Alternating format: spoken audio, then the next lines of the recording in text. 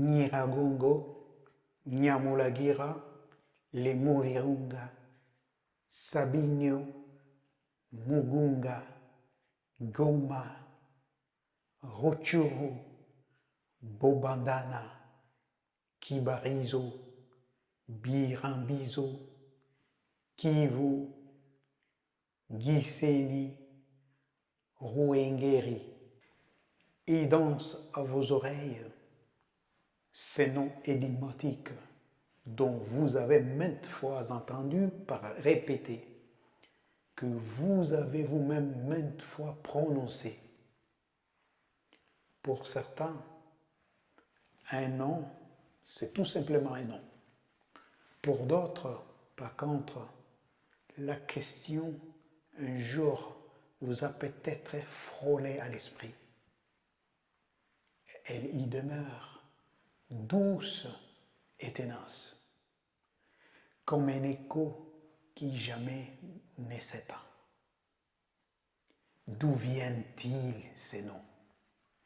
Quels secrets portent-ils dans leur chair sonore?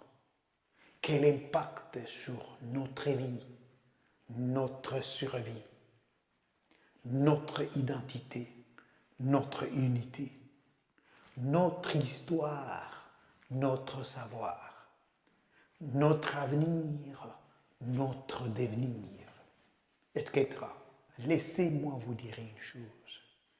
Leur origine s'éniche au cœur des langues locales, des langues du terroir, des langues autochtones. C'est parler vivant et chargé d'histoire. Mais le temps, alchimiste infatigable, en un certain moment, les a saisis, pétris, transformés jusqu'à forger ces expressions que nous chuchotons aujourd'hui sans rien soupçonner. Alors, suivez bien, restez à mes côtés, l'œil qui voit. On va découvrir ensemble, à travers une série de petites séquences vidéo, comment vous et moi, à chaque fois, sommes acteurs de leurs souffrances éternelles. Comment en est-on arrivé là? Comment ces noms ont-ils été modifiés? Le tout premier contact avec le colonisateur était un facteur majeur dans la transformation de ces noms. Prenons à titre d'exemple la rivière qu'on appelle Semuliki vers le nord de la région. On dit que lorsque l'homme blanc voulait connaître le nom de la rivière et a posé la question à un autochtone nandais, celui-ci, croyant qu'on lui demandait s'il y avait du poisson dans la rivière, il lui répondait en kinandais « c'est Muleki »,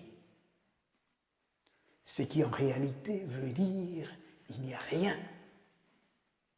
L'homme blanc a directement cru que c'était le nom de cette rivière.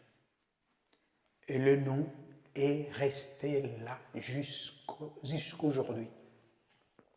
Le même cas s'est reproduit ailleurs avec d'autres villages, d'autres montagnes, des rivières, des lacs. La religion a aussi joué un rôle majeur dans cette transformation. Les prêtres venus de l'Occident, passant par des pays voisins comme le Rwanda, le Burundi ou encore l'Ouganda, emmenèrent avec eux des personnes qui servaient comme des facilitateurs, des traducteurs, des catéchistes qui eux-mêmes avaient du mal Ils avaient des difficultés à prononcer les noms de la langue locale. Et comme conséquence, ces noms, tout en gardant la forme, une certaine forme de la langue locale, étaient rwandophonisés.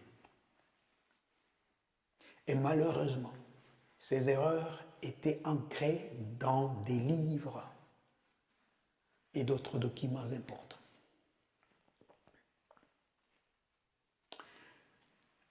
Un facteur de plus, c'est la MIB, MIB, Migration des Banyarwanda, de 1937 jusqu'en 1959.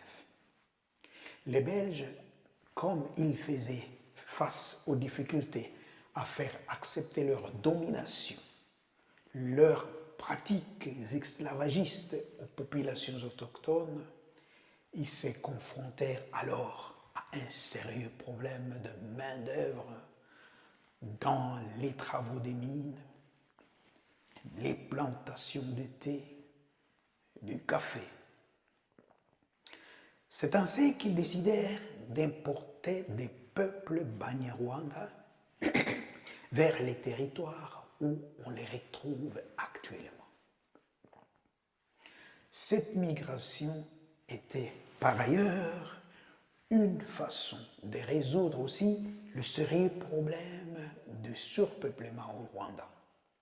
Là aussi, certains noms furent transformés par ces nouveaux arrivants qui parfois se retrouvaient majoritaires à l'endroit où ils étaient placés. Il y a aussi une réalité sociologique qui fait que quand tu as conquis un endroit, un territoire, peu importe la manière, tu deviens le maître qui donne les noms à cet endroit.